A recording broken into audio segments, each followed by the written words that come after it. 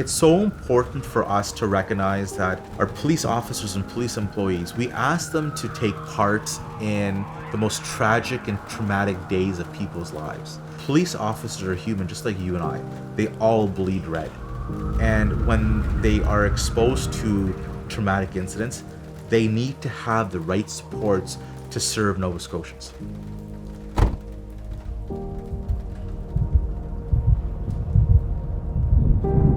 My name is Deepak Prasad. I'm a corporal with the RCMP, and I'm currently the Divisional Wellness Coordinator for the RCMP here in Nova Scotia.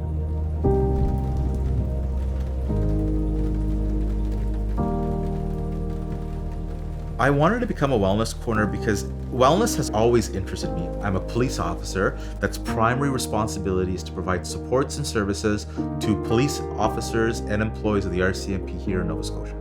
We need the public to keep us healthy and protect us because the public needs us when the situation is tragic and they need to come and resolve a situation.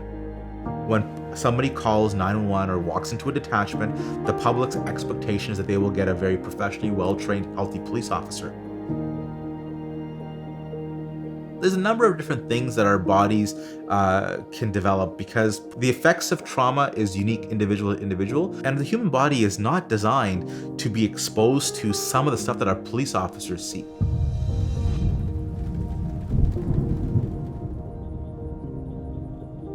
Something that I always get asked is, what was your worst call? People forget that when I talk about my worst call, that's the worst day of my policing career.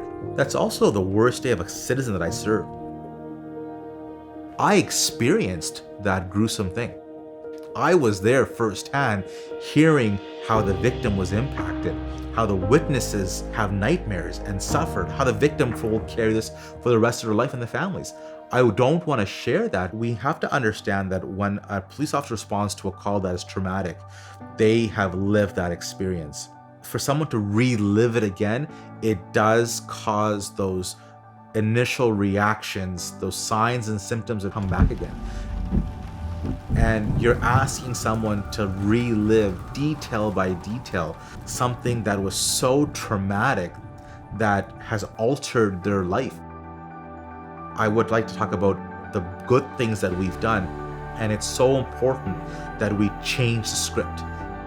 What have you done to impact the community in a positive way? Which is the better question to be asked. Because sometimes when we're only exposed to the bad, we develop a thought process that everything is bad around us. But I break that by volunteering. We volunteer with the trail group. I volunteer with an arts and culture group. I raise money. I've made dinner at Ronald McDonald House. So I've been a volunteer with St. John Ambulance for a number of years. That is my escape and lets me get regrounded with the community.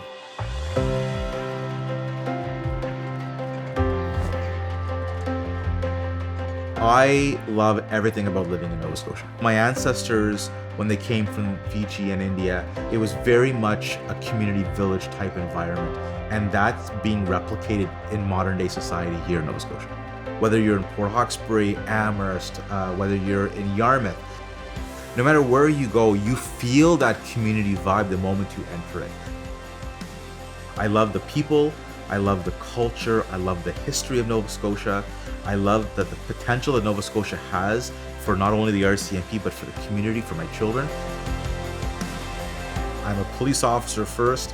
I love working with the community. I love solving crime. The motivation for me to go to work every day and serve Nova Scotians, being there to serve and help our people who have risked their lives to serve complete strangers.